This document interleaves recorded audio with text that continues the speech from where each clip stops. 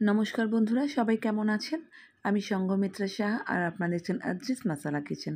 আজকে আমি আপনাদের সামনে রান্না করে দেখাবো একটা খুব দারুণ রেসিপি।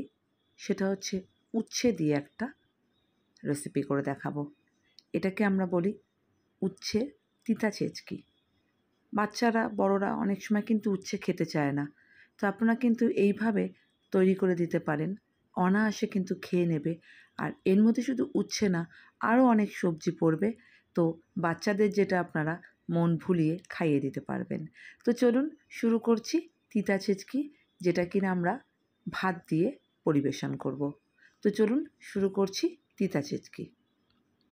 এর জন্য আমরা নেব পটল। আমি এখানে প্রায় ৫-৬টা পটল নিয়েছি। যেগুলো আমাদের পটলগুলো যেগুলো পড়ে থাকে, মানে ধরুন অনেক সময় আমরা হয় না, বাড়িতে অনেক সবজি এনেছি, পটলের অনেক কিছু রেসিপি হয়ে গেছে, তারপরে কয়েকটা পটল পড়ে রয়েছে, পেকেও গেছে, কি করব বুঝে উঠতে পারছি না, কিন্তু পরিমাণটাও কম। তখন কিন্তু আমরা এই তিতা ছেচকিটা বানাতে পারি, কারণ এই সব সবজি একটু একটু করে দিয়ে বানাবো, খেতে কিন্তু অসাধারণ হয়।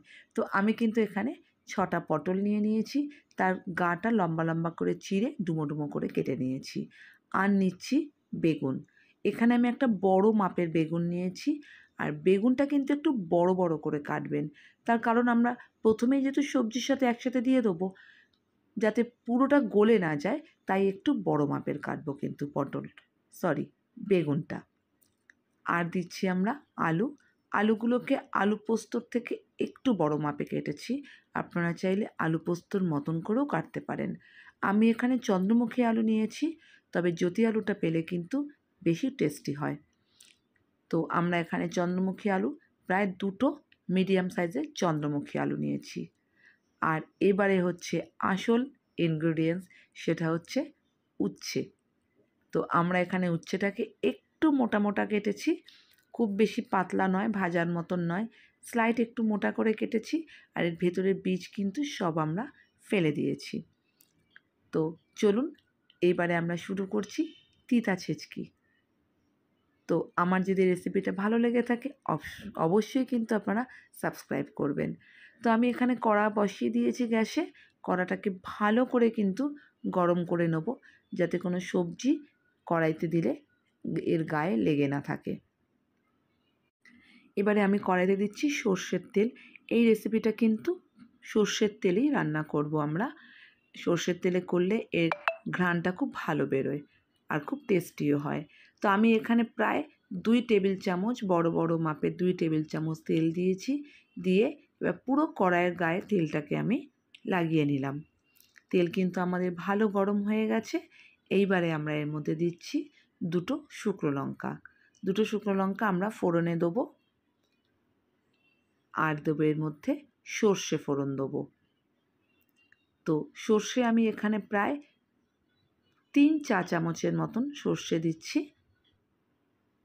সর্ষেটাকে একটু যেই পোড়া পোড়া হবে, তখন কিন্তু হাতার পেছন দিকটা দিয়ে ভালো করে সর্ষেটাকে ডলে দেবো, তাহলে এর সেন্টটা না খুব ভালো বেরোয়। তো এই হাতার পেছনটা দিয়ে আমি সর্ষেটাকে ভালো করে ডলে দিচ্ছি, তাহলে এর সেন্টটা খুব ভালো বেরোবে।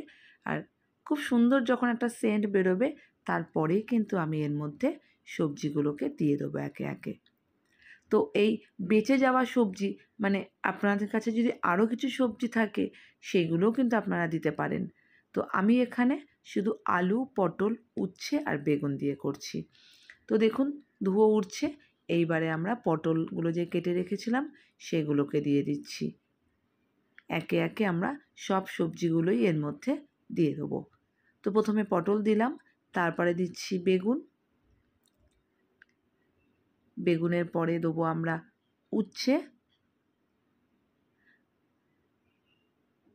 উচ্ছেটা দিয়ে দিলাম।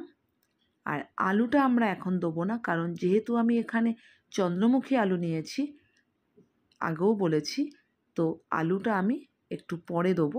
আর যদি জ্যোতি আলু নিতাম, তাহলে আমি একসাথে দিয়ে দিতাম, তাহলে তার টেস্টটা কিন্তু একটু আলাদা হতো। প্রথমেই যদি সব সবজি দিয়ে দিই না, তাহলে কী হবে না, নুন মিষ্টি একেবারে দিয়ে দিলে তার টেস্টটা, নুন আর মিষ্টির যে টেস্টটা সবজির মধ্যে ঢুকে যাবে, সেটা খেতে খুব টেস্টি লাগে।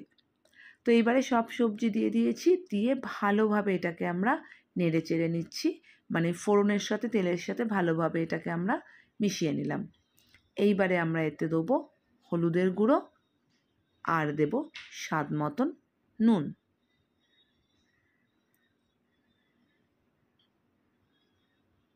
স্বাদ মতন নুন দিলাম, দিয়ে এইবারে আবারও এটাকে ভালোভাবে নেড়ে চেড়ে, এইবারে আমরা নুন হলুদটা যে দিয়ে দিয়েছি খুব ভালো করে নেড়ে চেড়ে এটাকে ভালো করে মিশিয়ে নেব।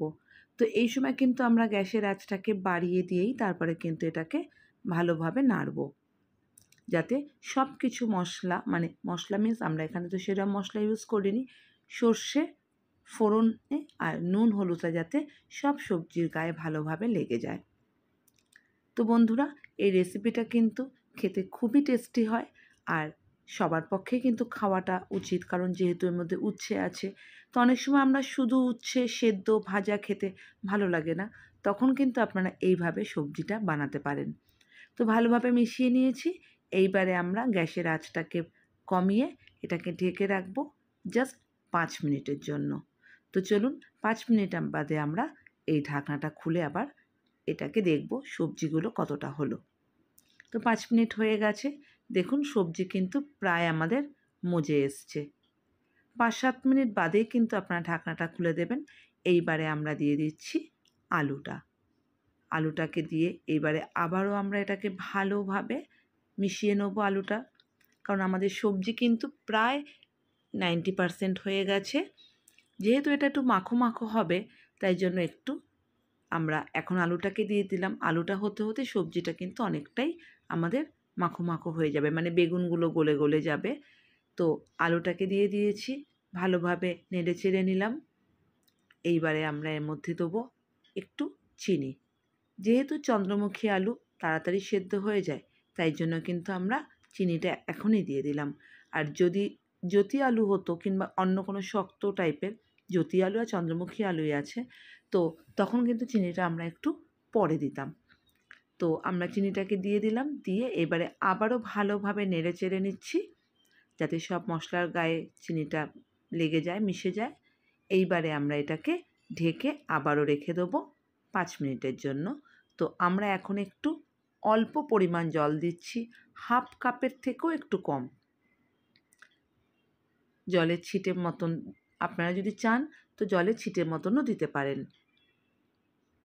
এইবারে আমরা এটাকে ঢেকে রেখে দেবো আবারও 5 মিনিটের জন্য, যাতে আলুটা সেদ্ধ হয়ে যায়। তো দেখুন আমাদের 5 মিনিট হয়ে গেছে, আলুটা কিন্তু সেদ্ধ হয়ে গেছে, আমাদের সবজি কিন্তু প্রায় কমপ্লিট।